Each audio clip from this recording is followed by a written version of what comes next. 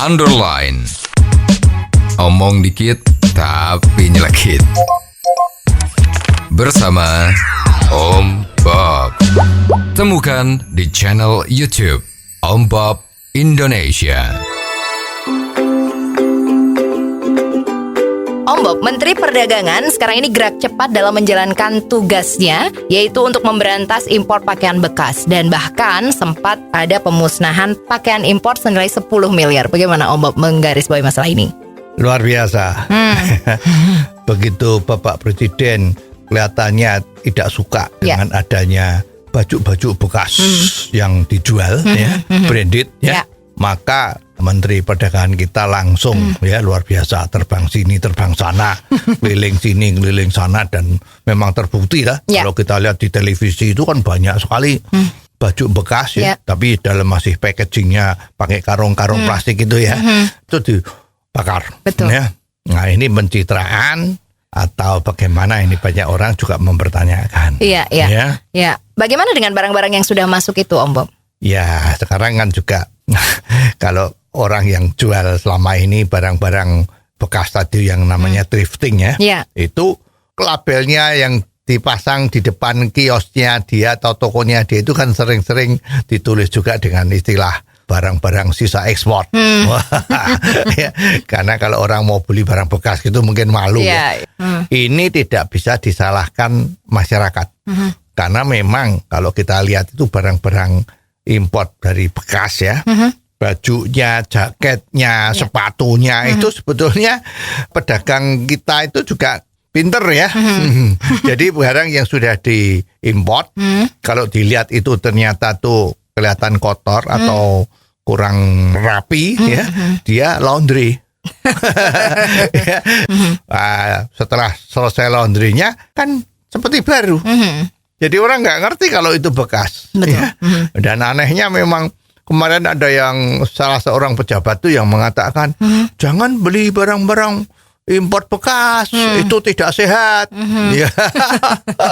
Bisa banyak penyakit, bisa gatal-gatal. Ini kan omongan ini kan kalau sama orang yang tidak pinter dianggap masyarakat tuh bodoh jadi soal kebersihan, soal tidak sehat itu kan tergantung bukan dari barang baru atau bekasnya, tapi kebersihannya. Lah pedagang kita ini kan sudah pinter di laundry baru dijual dan begitu kan? Betul. Nah sekarang tren ini sudah terjadi 10 tahun yang belakangan ini Memang anak-anak muda terutama itu dia beli barang-barang baju bekas ini kan seneng sekali karena kualitasnya memang bagus. Nomor 2, modelnya masih ngetren.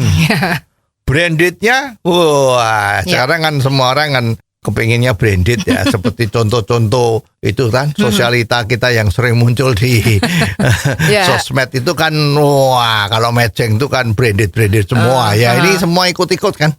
Katanya kan pemimpinnya kayak apa kita ikut gitu kan. Nah masalahnya sekarang yang paling takut kan kemarin ada aparat itu yang operasi toko-toko yang masih jual, kios-kios yang masih jual itu disita. Kalau seperti ini kira-kira yang salah siapa Om Bob? Ya sekarang kalau barangnya import tadi itu masuk di Indonesia dan sampai ke tingkat pedagang eceran, banyak orang yang suka berbisnis dengan baju bekas ini Rata-rata itu mereka sebulan tuh bisa untung 6 sampai 10 juta. Ini kan bagus daripada jadi pegawai korupsi gitu kan. Nah sekarang barang-barang itu yang masih ketahuan di lapangan yang sama aparat dioperasi itu itu langsung disita. Nah ini yang rugi siapa? Yang rugi pedagang itu kan.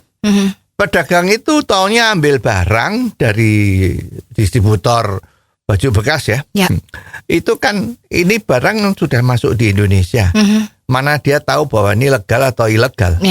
Dan tidak bisa disalahkan karena dia bayarnya pakai uangnya dia sendiri kok, bukan dari uang korupsi Betul. Nah begitu yang rugi siapa? Kan UMKM tadi yang pedagang eceran. Ya mestinya nggak bisa begini. Kalau barang yang sudah masuk ya udah mau apa lagi. Selanjutnya sudah tidak boleh. Jadi yang salah tuh kan yang jaga pantai itu yang jaga perbatasan bukan pedagangnya itu. Betul. Sekarang misalnya disita terus dibakar. Kemarin kita lihat tuh Betul. puluhan miliar rupiah. itu apa bukan satu tindakan yang kurang bijaksana ya? Ya. Kan di Indonesia kan kita masih tahu juga di Departemen Sosial itu masih banyak orang yang nggak punya rumah, nggak punya baju. Ya. Kenapa nggak dibagi-bagikan mereka? Bukan dibakar seperti ini. Ya. Ini kan terus terang kurang bijaksana ya. Solusi terbaiknya kira-kira seperti apa, Om Bob? Ya sekarang harus sadar bahwa larang-melarang itu sudah bukan zamannya. Melarang baju import bekas masuk kemari dengan dalih melindungi UMKM produksi untuk pakaian-pakaian jadi, itu namanya menenabobokkan. Tidak kenal dengan persaingan. Ya sekarang kita ketahui produksi-produksi dalam negeri ini kenapa tidak dipilih? Kenapa milih yang bekas? Ya. Ini harus menjadi pembelajaran ya. Jadi hai kamu produsen dari tekstil jadi di Indonesia, itu harus hati-hati karena musuhmu termasuk ini kan. Ya jadi harusnya ada pembimbingan sama UMKM. Kalau kamu jahit itu benangnya ya benang yang benar, rapi atau tidak jahitannya itu harus diperbaiki semua dulu. Ya barulah itu bisa dikatakan bersaing. Tapi kalau dengan melarang ini repot juga. Indonesia juga bisa kena ban. Nah ini baju bekasnya kita kok ditolak. Padahal baju bekas itu ada di mana-mana loh. Di luar negeri ada, di Saudi Arabia juga ada, di Malaysia juga ada. Ya sebetulnya pasar ini ada. Tapi memang konsumennya beda. Kalau di Indonesia tidak boleh. Dengan alasan seperti itu, ya mestinya perlu kebijaksanaan lain ya. Oh, jadi begitu ya Om Bob. Jelas deh sekarang. Terima kasih Om Bob untuk waktunya. Sampai ketemu lagi di waktu yang akan datang. Underline. Omong dikit tapi nyelekit.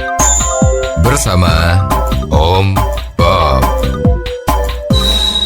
Jika Anda suka dengan channel ini, jangan lupa subscribe, like, dan komen.